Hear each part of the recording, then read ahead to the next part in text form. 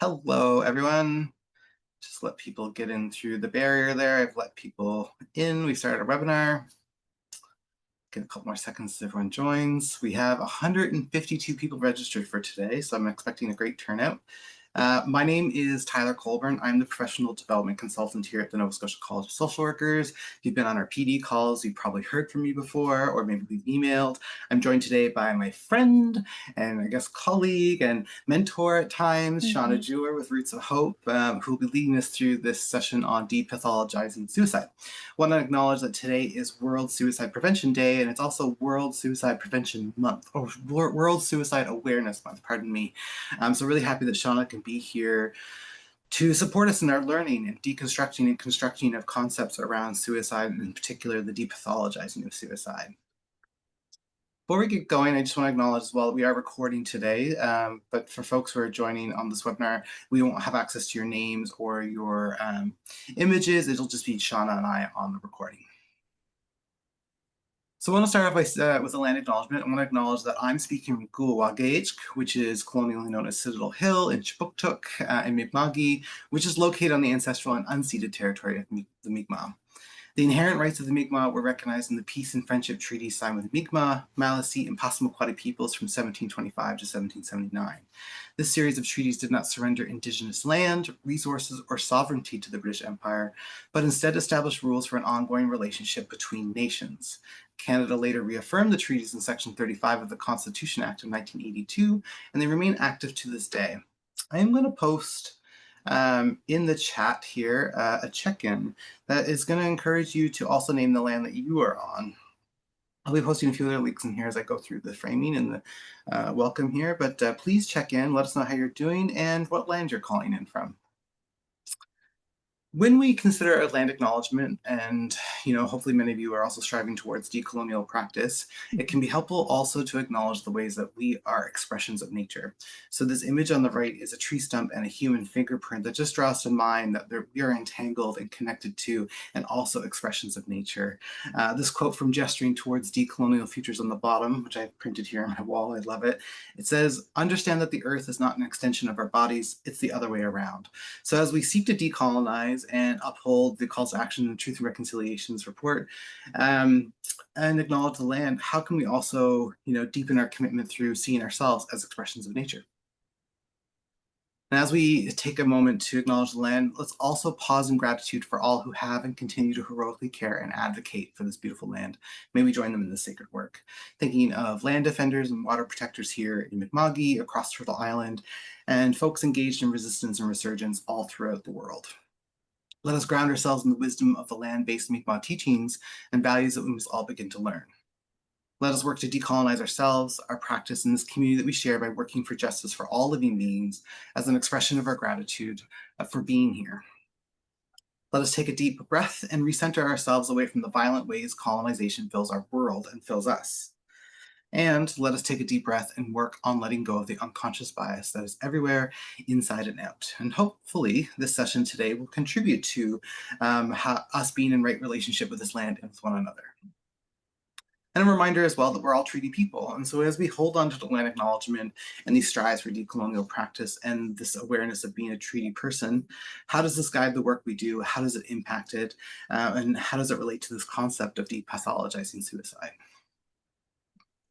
And of course, here at the college, we are committed to learning and unlearning our professional development, our policies and practices, and we're really being guided by the Truth and Reconciliations Commission's calls to action, specific to regulatory bodies. Also, thanks for checking in, folks. I'm seeing some people in the chat. It's always lovely to see some familiar names. Alongside our land acknowledgement, but separate and distinct, is our commitment for reparations for people of African descent. And so here at the college, we are committed to reparations. And we understand that they're both a moral and a material obligation to atone for the deep-rooted history of anti-Black racism within Nova Scotia and the broader Canadian context. For us, reparations includes restitution, compensation, rehabilitation, satisfaction, and then guarantees of non-repetition. I'm going to post some links here in the chat that speak to our commitment to being better allies for Indigenous folks, and then also our commitment to reparations. when we're thinking about our commitment to reparations for people of African descent, we're really thinking about people who are in the 52 historic African Nova Scotian communities in this province, and also all people of African descent, but specifically African Nova Scotians.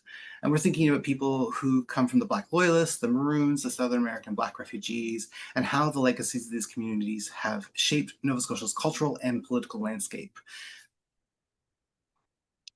So we're going to switch over to the content for the sessions today. And I just want to remind folks that all of our PD is rooted in, sort of an educational approach that aims to develop and or shift your knowledge, skills, and values. So we're hoping that you come away today with a bit of deeper understanding of depathologizing suicide, maybe some skills that you can implement in suicide prevention strategies in the context that you're in, and then maybe some shifts to worldviews and values and beliefs related to suicidality. Of course, if you're a member of the college and you're tracking your PD for the year, it's hard to believe we're almost at renewal time. You can track this under formal professional development. You may also choose to track this under the mandated category of social justice.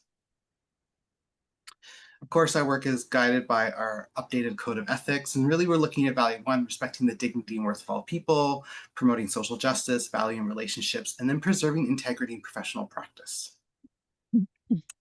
So some framing for our time together.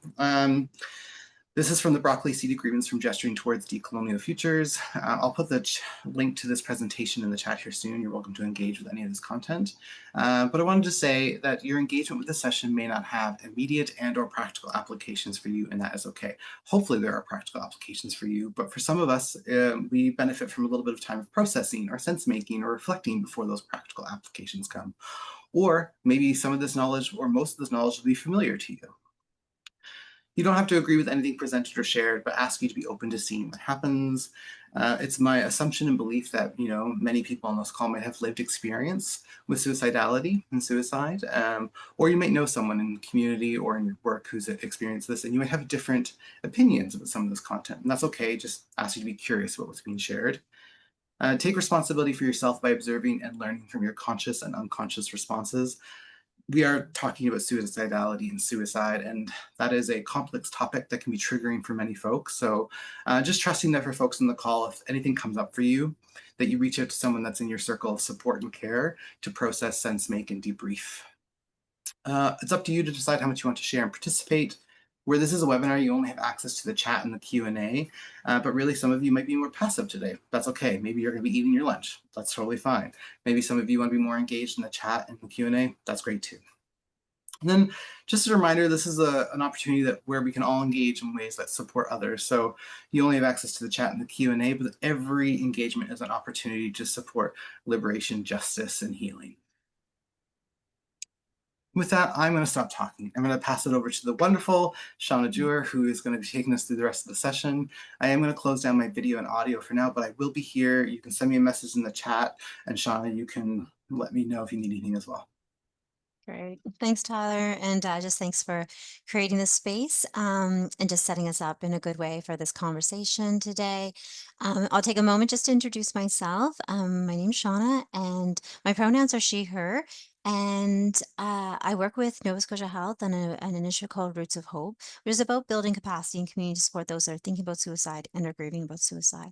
And I'll share a little bit about myself because how we all the experiences that we have in our life journeys, shape who we are and how we see these kind of topics and how we approach things then. So a white cisgendered female settler. I was raised in Bottle Hill, and so that's just outside of Truro, so rural Nova Scotia, in the 80s and 90s by a single mom. So grew up to be quite independent and averse to asking for help, but learning to do that and have come to that. I'm also a mom of two neurodiverse teens, so things can get a little wild in my home. I'm a wife and of an accountant. I will leave that at that. So any of you who have accountants in your in your circle, you know where I might be coming from with that. So my husband and I are very different in that sense of how we think about things sometimes. Some of my interests are just mid-century design. I started recently collecting vintage glass and taking care of house plants is something that has just come kind of new to me and finding where they're happiest in my house. And I'm currently watching the show Severance. So if any of you out there are familiar with it, it's kind of a cerebral show. And it's just kind of a really interesting kind of take on how to we separate life and work and that. My education is BA in psychology. So I come with that. And then it's been about 7 years ago now, I started the journey of going back to school and decided to do an MBA and do a master's of education in adult education. As I was kind of at a turning point in my life and thinking, what next, right? I've spent 20 years in the nonprofit sector and have most recently been with Nova Scotia Health for the past 4 years. So I share that just to give a context of who I am and how I come into this space. So I don't have a social work education, but are obviously connected and engaged in this type of work. And I think that it definitely shapes how I go about thinking about suicide prevention and how to get or how to support people with promoting life and getting connected back to life. Okay, Tyler, we can move on. So, in these bubbles here are some of the common thinking we have around suicide that can really stop us from being in a position to help, right? And we can sometimes feel torn about this, and sometimes there can be comfort in some of these. So, um, when becoming aware that somebody that we are helping to serve or support in some way is thinking about suicide, that can be very overwhelming. So there can be comfort in knowing that it's not in my scope of practice, that this isn't part of my work, that there are or should be mental health professionals to take care of these problems, that talking about suicide can make it worse, and the idea that only folks that have mental illness think about suicide. And again, that helps relieve me from my responsibilities as I'm not a therapist or clinician. Um, some folks may feel that there are, like when someone is suicidal, that there's nothing you can really do about that, that you can't change the way they think about that, and that's who they are. Some may have that experience of it's feeling like attention seeking. So you may have somebody in that you are aware of that has talked about suicide and has never acted on it, and so it can feel very manipulative. Um, and fear around liability, and that can always be a concern. So these are the types of thinking that can stop us from helping someone or navigating to them to other supports which might actually not be the right fit for that person that's thinking about suicide. So we want to kind of just be mindful, and I encourage folks to take a moment to reflect on your own biases and assumptions around suicide, and what stops you from helping that person that has come to you and let you know in whatever way that they are thinking about suicide. Okay, Tyler, we'll keep going. All right. So this idea, so when Tyler and I were talking about this session and what do we want to share, and that we landed on this idea of depathologizing suicide. And I work in with Nova Scotia Health. So work with lots of clinicians, psychologists and psychiatrists, and it's very common to think of suicide as a pathology. And that idea that if someone's thinking about dying, that is somehow not normal, that it's unhealthy, that that's not the way you should be thinking about things. And that can be somewhat problematic in that one, if we see it as a psychological abnormality, then again, as a community member, as a social worker who's not practicing in a clinical sense, as a teacher, as a human resource manager, as a colleague, whoever you are, right?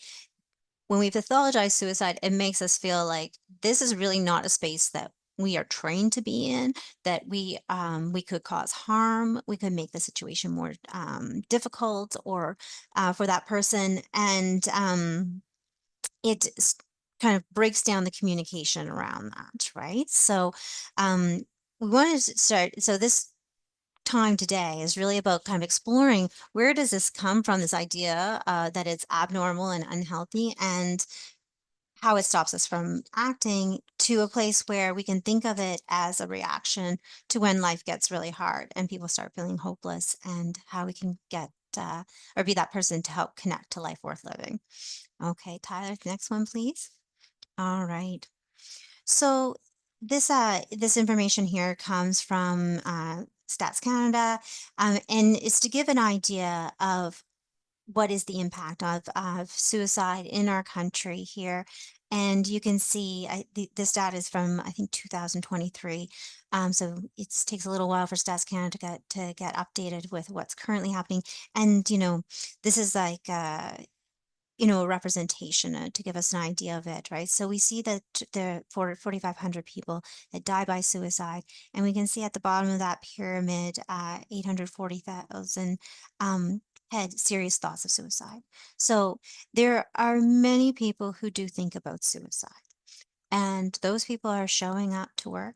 They're taking care of their families. They're involved in activities and social groups and recreation and all kinds of things like that, and still be thinking about suicide. So that idea that if when we pathologize it, to think that there are all these people are sick in some way is an overstatement of what that is. Some may be experiencing mental illness, and that can be a part of someone's mental illness is to think about suicide. But there are many folks who think about suicide who are not mentally ill. Okay, let's keep going, Tyler. All right. So, where does this idea around, thinking of people in that way that it is an abnormal thought, and I'm going to speak specifically around the idea of risk assessments, right? Because this can be I think it's a bit of a contention point for many folks, especially in professional roles, right? Where risk assessment is something that you have been either trained to do or not trained to do, and if you are trained to do it, you're permitted to do risk assessments. If not trained, you don't do them, and have to navigate or refer somebody to somebody who can do risk assessments.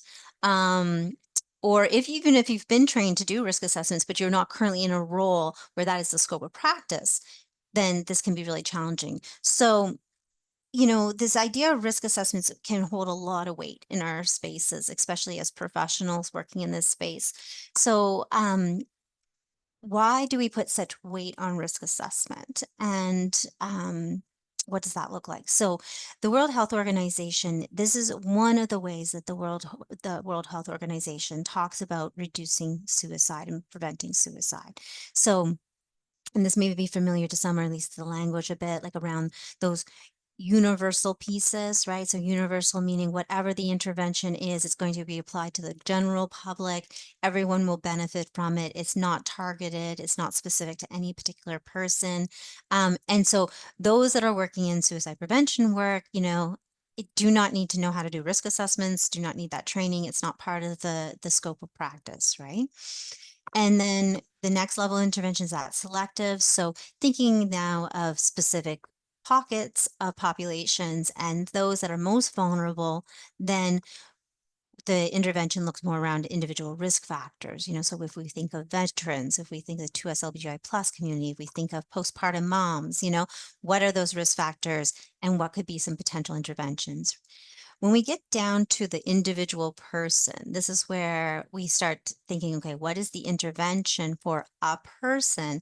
And that's when risk assessment comes into full force. And we need to have an understanding of how at risk are you of thinking or of completing suicide, right?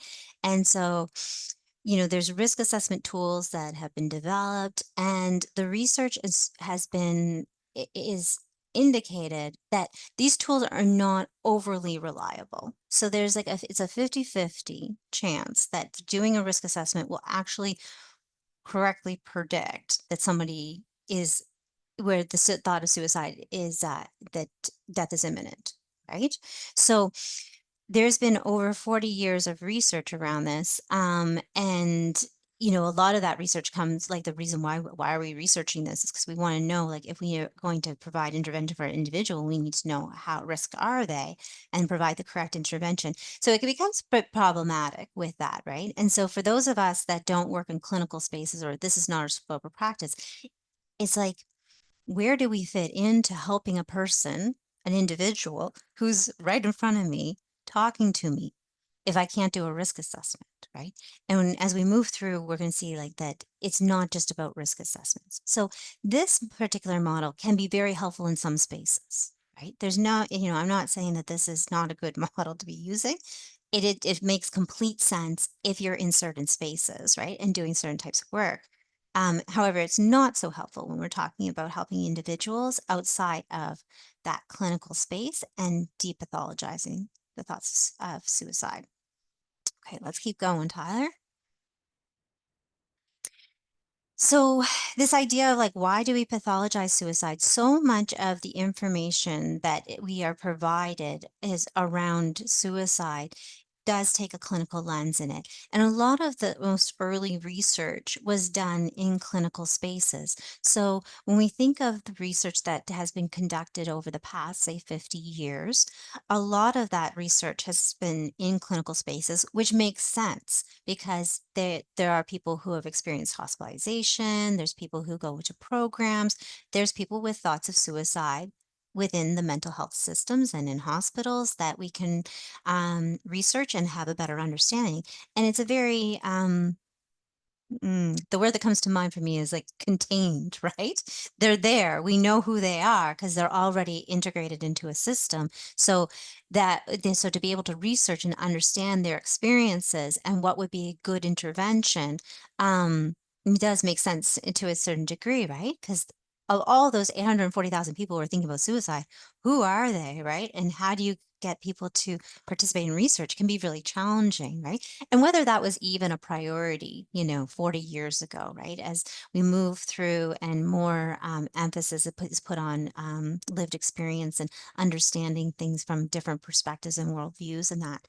So, when I just Googled, right? Like, give me an image around, suicide prevention, right? And this is one that popped up that looks very similar to other ones, right? So, this idea of like how we go through again assessing how at risk is this person, how imminent is their death, and what do I need to do to intervene and prevent the suicide from happening. And I'll just add this part of it is often the mindset or the maybe even just like an understanding or assumption around this is that we're preventing a body from dying, right? That's preventing suicide. So it's not about creating life worth living. It's just in our efforts for intervention, it's stopping the act of death from happening with the idea that that gives then time and space to then build that life, right? But people maybe have had this experience where not everybody who has been stopped from a suicide is grateful or happy for that intervention, right? Because the simple act of stopping a suicide from happening does not create life worth living for folks, right? So, Talia, could you just forward to the next one there? And so this particular slide here again is like another like, okay, suicide risk level. So this idea that it's somewhat linear, that it's gets escalated as we go through, that people start with no thoughts, and then as if there is no intervention and no help, then it become active preparation. And many of the interventions that are listed in this particular diagram, right, are clinical interventions. So if I'm somebody who's supporting someone with thoughts of suicide and I look at this, I think, well, I need a therapist, I need a clinician, I need a better mental health support system, which again, not saying that we can't be doing better as a mental health system. That's we definitely need to be doing better in many ways, right? But to suggest that the only intervention that is effective in reducing risk is a clinical one is misleading, right? And it really limits what folks in community and people outside of clinical spaces that are still in a professional capacity can do to support a person with thoughts of suicide. And it doesn't necessarily is not necessarily the intervention that is wanted by the person with thoughts of suicide, right? They may want clinical intervention or they may not. But these are the type of diagrams when we look at them and and just do like a very layman's Google search on it and thinking, okay, like I guess this is what we need, right? And then the frustration comes when you cannot get support in this way, or the support that if you were able to get support in this way didn't stop the suicide from happening. Okay, let's keep going, Tyler. All right. So let me take it kind of out of like the research space a little bit and out of the models and diagrams and just think of like our general interactions and connections that we have with understanding about suicide. So, my algorithms are wild and so I get memes like this all the time, right? And so I'll just take a moment to read the first one. So suicide is not selfish. Suicide is normally death caused by the illness of depression. It is the final symptom, a final collapse under unbearable weight. Suicide is a tragedy. If you never been close to that edge, try not to judge what can you can't understand. And the second one on the right here is that sadly, we don't always know the depths of someone's depression until it's too late. May I please have even one friend to share? I'm trying to demonstrate that someone is listening. So I'm not saying that these particular memes are harmful in the sense that there's lots of great messaging attached to this, right? The idea that suicide is not selfish, right? The idea that life can get super heavy and that things can lead to hopelessness. I think there's a lot of compassion in these memes, so I'm not saying that there's anything particularly wrong, but if I were to take a critical look at it, right, what does it reinforce for me? It does reinforce that depression is a key factor in suicide, and I'm not saying it's not. What I am saying is it's not for everybody, right? So for some, suicide and depression are hand in hand, no doubt. And for others, they would not present as clinically depressed. They would not get that diagnosis, and they can still be thinking about suicide. But when we go through this journey of helping and support, or even understanding our own suicidal thoughts, right, it can be confusing because it might be like, well, I don't feel depressed, yet I'm thinking about suicide. So how does that work? Like, what does this all mean, right? So, it can be a little bit challenging in that way, right? Now, if depending on how you are connected to this topic and your awareness of it and that, maybe this part that validates part of our understanding, but for some, depression is like that is it. And when I think of those that have lost to suicide, and myself included, right, and people say, well, I didn't see any signs. Often it can be that they didn't see them as being depressed, right? And if that is our only sign that someone is thinking about suicide, then that can get confusing, right? Because they didn't seem or portrayed or demonstrate as depressed. Okay, let's keep going, Tyler. All right. So this idea, so this it comes from as- uh the artist is Asiria Ruyani, and they have a really great way of understanding and demonstrating this idea of suicide and kind of helping to take it out of that linear thinking, depathologizing it, normalizing, humanizing the experience of that. And this idea of what would happen if we validated all thoughts of suicide and not wait for a person in crisis. So, when we take that lens of risk assessments, and not to say that risk assessments aren't important and don't have a place in preventing suicide, and for when we're not in those roles and that sort of thing, we those can be challenging. But the risk assessment does suggest a certain, step by step, right? And when do we need to take action, or when do systems take action, is often when it's in crisis, when the risk assessment says high risk. Then things maybe, hopefully, will kick into place. And again, risk assessments are 50% accurate. So sometimes somebody can be at high risk, but the motion's not activated in that. So, um, what Asuri does here is just really emphasize that idea that there is a variety of different ways of thinking about suicide, that it doesn't always follow this linear path. And in particular, in this particular one, it's this idea that it's all valid. It doesn't matter if it's imminent or not imminent. If you're thinking about suicide in some way, how do we address that? How do we support that person to get closer to the life worth living, rather than waiting for people to get into crisis modes or taking action so that they are in hopes of getting help that they want, right? Because we sometimes hear about that, people acting with still not a strong will to die, but feeling that if I act on it, then I will get more of a response. Okay, let's keep going, Tyler. All right, so this is another drawing by them, and this one is like kind of demonstrates like how it can be like all over the place, right? That it's fluid. Suicidal thoughts can come, they can go, they can be for one moment in your life and never return again. They can be something that lingers with you and is your as a way that helps you understand when life is not going well and things need to change. And they can increase and they can decrease in that. So a lot of the research around risk assessments and some of that earlier research in the clinical spaces is really with an assumption of saying like we can measure this. We got to figure out how to measure this, but it is measurable. It's measurable to understand when and how people are thinking about suicide.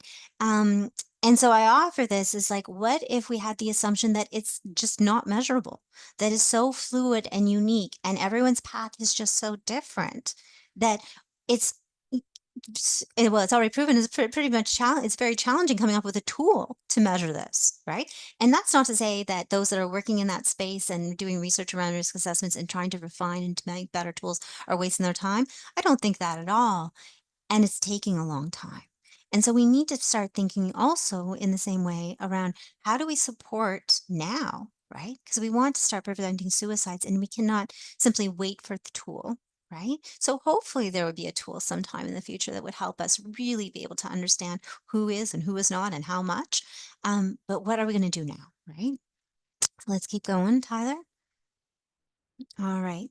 So this is a way that I did talk about, when we're talking with somebody that's thinking about suicide and helping understand. So I invite you to just like look at your hand and look at the palm of your hand there and imagine that there's a little person there, and they are on their like, journey through life.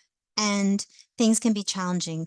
None of us, I feel very confident. I usually don't use a lot of like, like everybody and always and all this sort of thing. But show me the person who doesn't have a life challenge at some point in their life. And everyone's life challenges are different and, heavier and harder in different ways. But we all experience some sort of challenges in life and times when you just can't wait for those moments to be done, right? Like, okay, I'm experiencing this now. I know this isn't going to be ever forever, but right now this is really bad. And there can be times when we don't know how we're going to turn those corners. We don't know when it's going to end. We may start losing hope around that, right? So some of these things that can influence, our will to live and our connection to life is that sense of purpose, being accepted and belonged. Our culture and community and our connection to that, having financial security, so which connects to our housing and food and all of those things, right? So these are, we can come into our life and think, this is the life I want. This is how I want my life to be. And we can often be disappointed in how life turns out, right? And when we don't see things turning around or being able to accept the life that we have, if I say it like that, it's like the thoughts of suicide can come up, right? So on our hand here, that path to suicide is represented by our thumb. It is short, it is wide, and we all have access to that. It's an option for any of us. And so we can never deny that that's is an option for somebody. We wish it wasn't. We don't want it to be, but it is. So we live with that reality. And then our fingers represent the life paths. So whatever that might be for you or for the person you're helping, family, a friend member, there's things that they want in their life. And there can be challenges with that, right? So when we're talking to that person and we sense that they're thinking about suicide because what they're going through is very difficult and they may be starting to lose hope. We want to understand, is the path to suicide open for you? Is it available to you? Do you know how you would do it? Do you feel like that's the only path open and we can close our hand, right? And the other life path shut down where that path to suicide feels like the only option for it to end the pain that's happening by living this life that we're living. So when we're talking to somebody with about suicide, then our goal is not to stop them from thinking about suicide, right? Of course, we would want that to happen. We would love that if we just stop people from thinking about it, right? But rather than focusing strictly on that prevention piece again around stopping the body from living and stopping the person from thinking about suicide, which can feel very overwhelming, right? And feels maybe outside of what is possible or within my capacity or my confidence to do. Shifting that in, how can I help this person to get a life worth living? So we're listening to the story of that person and understanding what is making life so challenging that it's not worth living anymore. And we're going to, try to close down the path to suicide, right? With their consent and with their knowledge and with their agreement to it, and open up those life paths. Because we often need help building the life that we want, right? And when things are difficult and rough, um, blessed are we that have support people in place and have family and friends and who can help carry us through some of these challenging times. And there are many folks where we don't have those resources. Like we don't have those people. We've, burnt those relationships. We've let those people go. People have gotten angry, frustrated, whatever it might be. And as community and as people in professional roles that are there to help life pass, then we are part of that support system for them to then lean back into life and create more hope that this will change. This is not my forever right now. It is hard, but I am going to get through this. Okay, Tyler, we're going to go to the next slide. Okay. So one way of doing that, like, so this is one model that comes from the Wildflower Alliance, and they are really a really grassroots organization out of Massachusetts, and have done some really wonderful work and really are informed by lived experience. And for folks that, have gone on these journeys and that. And, being in Massachusetts, the healthcare system is different than here. So there are obviously some parallels, and other things that are, unique in that there's more privatization of healthcare and that. So the idea of being hospitalized, for your mental health and being forced to agree to treatments and interventions before you are released is more common practice there than you would experience here. And from that came a need to really try to help folks in community hold space a bit better for those that are thinking about suicide who where hospitalization was not the answer for them, right? So I'll briefly talk about this model here, just to give a little bit of sense around um, what is possible with when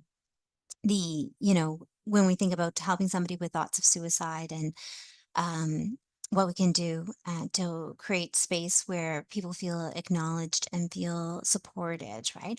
Rather than escalating it to somebody that they're not familiar with, that they don't have relationship with, they don't have trust with, who may not understand their life journey, may have a different type of life history than they've experienced. So how do we hold this space? So the first part is around, so when we think about, when we ask about suicide, right, or become aware that somebody is thinking about suicide.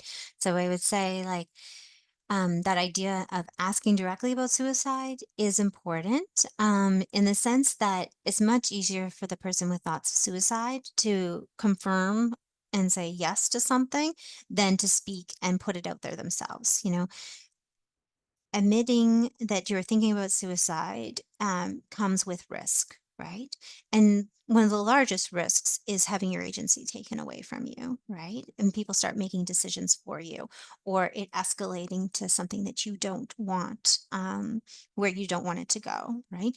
So When I ask somebody about suicide or I bring it into the conversation, I am also letting that person know that I'm comfortable talking about this. I might not have all the answers for you. I probably don't. But I'm gonna let you're in the driver's seat with it though, right? And but I'm gonna be comfortable with this and not feel the need to escalate it past if it doesn't need to go there, right? So that first part of like when we ask about suicide and we think, okay, like let's validate that. Like let's talk about all the things that you've been through and hearing that person's story, what has been challenging. And hearing the story is really something that does not get practiced often in emergency departments or with police. I'm not saying never, it's just not part of their training in one sense. It's not part of their understanding and know-how. Sometimes it's time restrictions. Sometimes it's a feeling of, well, I can't do anything about that. So as in my role, like I only, need to hear what I can actually make a difference with and what is impactful. So um a person sharing their story often does not have that opportunity to talk and share their story. And that can be a piece of frustration when people go to places like emergency departments and that where they're like, "Well, I didn't even get to say anything," right? They asked me very specific questions and then they said, "I'm going to be okay." And I went home, right? So listening to the story helps validate their experiences and again helps humanize the thoughts that are coming to place, the emotions that are coming to place. I accept it. I see where you're at with this. I'm glad that you're here. This makes sense to me. This is making sense. Like, so that idea that it's somehow abnormal or problematic, like is we want to try to reduce that kind of messaging and say, okay, I see it. It's not that we're happy that the person's thinking about suicide. They're not happy about it either, most likely, right? And it's scary and overwhelming, but it can still make sense that it's happening. So the next part there is then once we have an understanding, okay, this person is thinking about suicide, it makes sense. They're going through some really crappy times, right? Then building in that curiosity piece, right? So being who you are, and although I don't know you directly, I probably know some of you, but feel fairly confident also in saying that you are kind, caring people who are extremely good listeners and are very empathetic, right? So you have the skills, right? What happens when we know that suicide is on the table is the fear comes in and we stop being curious about what's going on. So we stop asking questions about that person, about their life, what brought them there. And what we want to try to do is get past our fear because that fear is about us. It's about me. It's about, I don't want to say the wrong thing. I don't want to get in trouble. I don't want to get sued. And it's not about the person with thoughts of suicide anymore. We are no longer serving that person when we stop being curious of what's going on with them. So when I can I imagine that there's been many times that you've been in conversation with somebody who has thought about suicide, but you didn't know directly. They didn't say, we didn't ask, and you have been very curious about this situation and you've had full big conversations, right? And that's what the person continues to want. We want to know if they're thinking about suicide because we want to know what kind of help do we need, right? How, like how what is necessary, right? Because if it's really strong thoughts, right? We're going to get to this, but get to the safety planning part of it, right? But people will hesitate saying that suicide's on the table because they want to have a conversation with you and they're afraid that that's going to shut down the conversation and it's going to shut down your curiosity about it. So this step of being curious about things is important. And that's just you asking questions and getting to know what's really going on. The third thing there is vulnerability, right? If we expect someone with thoughts of suicide to talk to us in an honest way, we need to be vulnerable ourselves. And that can be very difficult depending on your professional role, right? Because it isn't about us, right? But we do have to show that we are vulnerable as well. We are still human. And so that can mean sharing our own struggles and challenges, being able to understand or share our understanding of these things, and it can also be vulnerable in saying like the boundaries around it, right? So I can say, this is a really difficult conversation for me to have. I just lost someone, last year from suicide. And so this is really hitting me hard. You can say that in this conversation because if we want that person to be vulnerable with us, then we need to be vulnerable with them too. It breaks down the walls on that. And then the fourth part is around community. So we want to reduce that feeling of isolation and focus on building connection, right? And in my experience, suicidality presents itself in very different ways with different groups of people. And so if I'm talking to a postpartum mom, or I'm talking to a young person in high school, I'm talking to a veteran, I'm talking to, whoever, like there's 100 different, groups of people, right?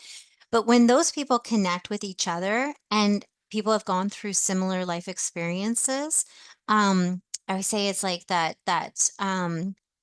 all of those things that, when you've been through something that creates that shame, it creates embarrassment, it creates like, I just don't even want to talk about that. When you meet others who have been on a similar journey, there's just like the things that you don't want to say are still understood. You don't have to educate people on what it's like to have experienced something or been through something, because when you've met somebody else who's been something through something similar, you can't know for sure 100% whether it's not going to be exactly the same anyhow, and whether they exactly experience what you experience. But there's something like the unspeakables are still understood and known amongst each other. And, creating that sense of community with others is super important. Okay, Tyler, keep going. So I'll just kind of end the talk here. I just talked to talk a little bit about Roots of Hope and what this is about. So it's an initiative through the Mental Health Commission of Canada. It is all about building capacity and community to support those that are thinking about suicide and or grieving from suicide. We work under these 5 different pillars: so specialized supports, training and network, public awareness, means restrictions, and research. I work a lot with folks with lived experience. They're the ones that are um, beating the drum, and they're the ones that are behind the steering wheel of where things go and how things happen. They let me know what's needed in this province, and I work a lot with folks to help create space for them to share their experiences and um, use that knowledge and understanding to help inform the suicide prevention work that comes across the province. So yes, it's just a little bit about Roots of Hope. And so please reach out and connect if you're interested in hearing more specifically about different projects and works that's happening there. And so I've got 10 minutes. Yeah, that's pretty good to have first face there. Oh, here. Yeah, so here, there, I added this slide. I forgot about this one. Thank you, Tyler. So this critical thinking. So this is where I'll end. I think this is my last slide, around critically thinking about, like, when we think about what's stopping me from helping somebody, what's stopping me from being there and acting in a compassionate way when I know that suicide is on the table. So we want to shift some of this thinking that's caused us, right? And this can come from, the research that we've already have, which is largely based in Westernized philosophy and that, and just stepping back and thinking about critical. Because if it's stopping us from acting in a compassionate way, I feel it's a bit of a problem, right? So the goal shifting from there is no one there to help. Somebody needs to do something about this. I'm not qualified. This is not my job. Somebody needs to be here to help. To shifting to I'm here for you. I am able to help. So you didn't make a mistake telling me that you're thinking about suicide. We're going to figure this out. The sooner we talk, the sooner I can help. So when we talk about those life paths, right? If the path to suicide is not that open, there's still lots of barriers there, but the thoughts are starting to come up, right? It's just kind of like a whisper, right? But the paths to life are stronger, then we still want to know that they're thinking about suicide, but we can focus on those life paths and acknowledging that we all have a role to play. And the only expectation is do what you can do, right? And that's not going to be everything. And we are not responsible for stopping deaths from happening, but we're here to help and support that person and to try to get connected back to life. Okay, Tyler, do I have any more slides? I don't think so. No? No. Yep. Okay. Perfect. Great job, Shauna. Like, there's a comment in here from Dominic Boyd that says, "Excellent presentation, Shauna. Thanks you for your work on this." And we are near the end of the session for today. We're going to try and wrap up at 1, and we'd just love to hear from some folks as a checkout. Like, share one idea that you heard that you'll take with you into your practice, or anything else that will help you close out this session. We do have a couple of questions that have come in, Shauna. The first one came in a couple 20 minutes ago or so, and it says, "What do you think about programs like Safe Talk and Assist?" Mm-hmm. I know you and I have had many conversations about this. Yeah, yeah. And full disclosure, I'm a Safe Talk and an Assist trainer. And because when people want those particular programs, it's important to be able to support that. It's important to acknowledge that Safe Talk and Assist are designed as intervention programs. So they're meant to support at the time when someone's really active with the thoughts of suicide and is working to the idea that they're going to complete, right, and act on those thoughts, right? So those intervention conversations can be very important and they can be very helpful. I think that the challenge with that is it's not no one I don't believe any one program, one organization, one anything is the answer for everybody. So, for those that are supporting people with suicidal thoughts that do like that graph where it's all over the place sometimes, right? How do I have a conversation in that space, right? And Safe Talk and Assist don't do as well of a job with those pieces, but they do. It is a good way to get connected to the conversation and understanding what intervention can look like through that model. Thanks, Shauna. And I'll speak to this as a little bit. I'm no way an expert, and I don't hold the knowledge that Shauna does, but have been trained in both Assist and Safe Talk. I think they have a time and a place. They're Mm-hmm. useful in the context that they're provided, and also they're incomplete, especially from maybe a more nuanced or intersectional approach to Mm-hmm. communities and people who are more disproportionately impacted by suicidality and suicide, like the queer community. And they're the dominant model that we currently have. So I think they're not bad. I just think they're incomplete, and so we need more research, we need more evidence, and we need more frameworks that are grounded in Mm-hmm. liberatory, anti-oppressive, and decolonial approaches. Shauna, there's another question here that's really good, amazing. It says, "How do you manage duty to report, especially for youth under 16?" Mm-hmm. Yeah, that's just like a super challenging question. Yeah. I mean, as a helper and somebody who's trying to support somebody with thoughts of suicide, that onus and feeling responsible for the outcome is huge, right?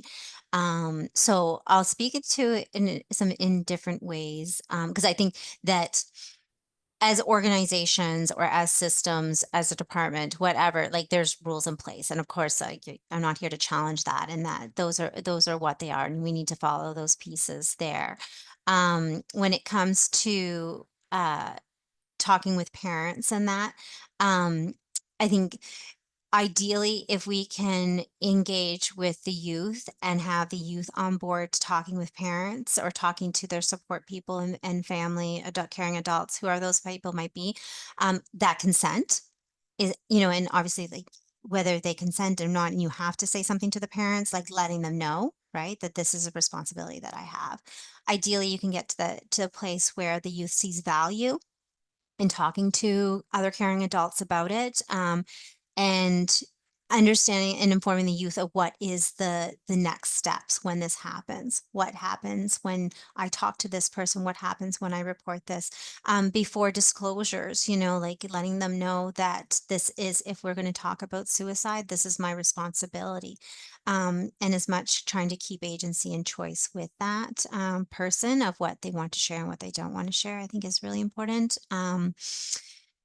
And, I work with a lot of parents who have lost to suicide, right? And they've lost their children and young adults to suicide. And, that feeling of responsibility and not having done enough, there's to deny that from any parent to try to help is important.